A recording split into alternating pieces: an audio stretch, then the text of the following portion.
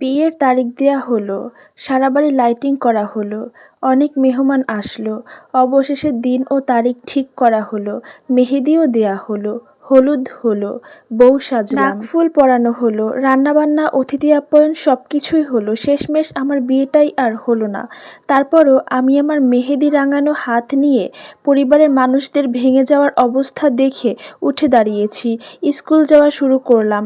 আমার বিয়ে ভেঙে যাওয়ার 2 দিন পর থেকে মানুষ বেশ ভালোই মজা নিচ্ছিল।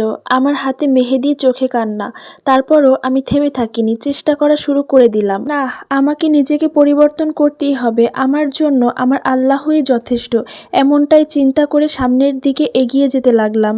আমি আমার বাবা মায়ের বড় মেয়ে, অনেক আদরের, নানা বাড়ির বড় নাতনি, সবার খুব আদরেই ছিলাম। বড় হয়েছি আদর যত্নের মধ্যেই। কখনো বুঝতে পারিনি আমার জীবনটা এমন হবে। ছোটবেলাটা ভালোই কেটেছে। আস্তে আস্তে যখন বড় হলাম তখন থেকে জীবনটা এলোমেলো হতে শুরু করলো। বাড়ির পাশে একটা ছেলে আমাকে ভালোবাসতো, আমিও তাকে অনেক ভালোবাসতাম। ভালোবাসি কথাটা শুনে প্রথমে খুব অবাক হলাম। ভালোবাসাটা আসলে কি ছিল প্রথমে তা বুঝতে পারতাম না। আস্তে আস্তে তাকেও আমার ভালো লাগতে শুরু করলো। কখন যে ভালোবেসে ফেলেছি নিজেও জানি না। কিন্তু সেই ভালোবাসা বেশি দিন স্থায়ী হয়নি। একদিন হঠাৎই শুনি যে সে নাকি অন্য কোথাও বিয়ে করে বাড়িতে বউ নিয়ে এসেছে। কথাটি শুনে আমার মাথায় আকাশ ভেঙে পড়ল। আমি কি করব বুঝতে পারছিলাম না। খুব কান্না পাচ্ছিল তখন আমার। কিন্তু আমি কান্না করতে পারিনি, কারণ সবাই জেনে যাবে। আড়ালে মুখ লুকিয়ে কান্না করেছি। যাই হোক, এরপরে আমি আবার পড়াশোনায় মনোযোগ দিতে লাগলাম। হঠাৎ যখন আমি ক্লাস 9-এর ফাইনাল পরীক্ষা দিব, তখন একটা ছেলের সাথে আমার বিয়ের কথাবার্তা চলছিল। সবাই আমাকে দেখে খুব পছন্দ করেছে, কিন্তু আমার ছেলেটাকে দেখে পছন্দ হয়নি। প্রায় বিয়ে ঠিক। আমি বিয়েতে রাজি ছিলাম না, কিন্তু সবার জোরাজুরিতে আমি রাজি হয়েছিলাম। নাকফুল পরানো হলো, তারিখও ঠিক হয়েছে। তখন আমার ক্লাস 9-এর বার্ষিক পরীক্ষা চলে। যারা এত জোরাজুরি করলো তারাই আবার হঠাৎ করে বিয়েটা ভেঙে দিল। আমি বেশ খুশি হলাম যে যাক, আমার এই ছেলেকে অন্তত বিয়ে করতে হবে না। কয়েকদিন পর জানতে পারি সেই ছেলে নাকি অন্য কোথাও বিয়ে করবে না আমাকে ছাড়া।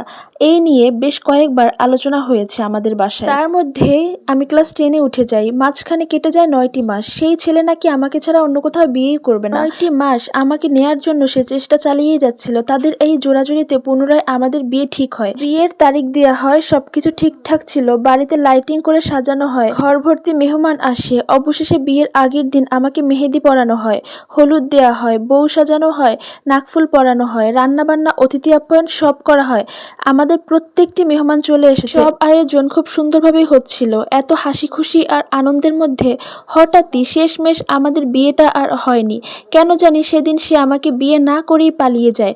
আমি জানি না আমাদের সাথে এই নিষ্ঠুর আচরণটা কেন করা হয়েছিল। নিজের পরিবারের দিকে তাকিয়েও সেদিন নিজেকে আর সামলাতে পারিনি। হাউমাউ করে চিৎকার করে করে কান্না করছিলাম। কিন্তু পরক্ষণেই আমার জিদ উঠে যায়, না, আমাকে ঘুরে দাঁড়াতে হবে। হেরে গেলে চলবে না। তাকে দেখিয়ে দিতে হবে তার চলে যাওয়ার পরে আমার জীবনে কতটা পরিবর্তন এসেছে। আমার ভরসা ছিল আল্লাহর উপর। আমার জন্য ভালো কিছু অবশ্যই আছে। আমি আবার 2-3 দিন পর থেকে স্কুল যাওয়া শুরু করে দেই। আমাকে দেখে অনেকেই মজা নিচ্ছিল। কেউ কেউ বলতে শুরু করে দিল, এই মেয়ের মুখ দেখাও পাপ। এমন অনেক কথা আমাকে শুনতে হয়েছে। তবুও আমি থেমে থাকিনি। এরপরে কেটে যায় 1টি বছর। আমি যখন এসএসসি পাশ করি, তারপরে আমার সবটা জেনে শুনে এক সরকারি চাকরিজীবী ছেলের সাথে আমার বিয়ে ঠিক হয়। আলহামদুলিল্লাহ, আমি এখন খুব সুখী আছি। শুনেছি তার নাকি সুখ হয়নি, যে আমার সাথে নিষ্ঠুরতা করেছে। আমার হাজবেন্ড খুব ভালোবাসে আমাকে। আল্লাহর কাছে এখন একটাই চাওয়া, সারা জীবন আমরা যেন এভাবে ভালো থাকতে পারি। সব বিপদে আপদে আল্লাহর উপরে ভরসা রাখতে হয়। আল্লাহ উত্তম পরিকল্পনাকারী। আমার সাথে সেদিন যে অন্যায় হয়েছিল, সেদিন যদি আমি ভেঙে পড়তাম, আমি নিজেকে নষ্ট করে ফেলতাম, তাহলে হয়তোবা আজকে আমি এই ভালো মানুষটিকে পেতাম না। প্রথম ভালোবাসা হারিয়েছি, তারপরে বিয়ের দিন ঠিক হলো, সেখানেও আমি অপদস্থ হয়েছি। যেই মানুষটা আমাকে বিয়ে করার জন্য আমার পরিবার এবং আমার পেছনে 9টা মাস ঘুরেছে, শেষমেশ সেই মানুষটাও আমাদের সাথে বেইমানি করেছে। এখন যে মানুষটা আমার জীবনে এসেছে, আমি মনে করি সেই মানুষটি আল্লাহর আশীর্বাদই আমার কাছে এসেছে। সত্যি আল্লাহ উত্তম পরিকল্পনাকারী। আমি এখন এই মানুষটিকে নিয়ে সারা জীবন সুখে থাকতে চাই। সো ভিউয়ার্স, এই গল্পটি এক আপুর লাইফ থেকে নেয়া। আপনাদের কাছে গল্পটি কেমন লেগেছে অবশ্যই কমেন্ট করে জানাবেন। আর কে কোন জেলা থেকে দেখছেন কমেন্ট করে জানাতে একদম ভুলবেন না। ভালো থাকবেন সবাই। আসসালামু আলাইকুম, আল্লাহ হাফেজ, ধন্যবাদ সবাইকে।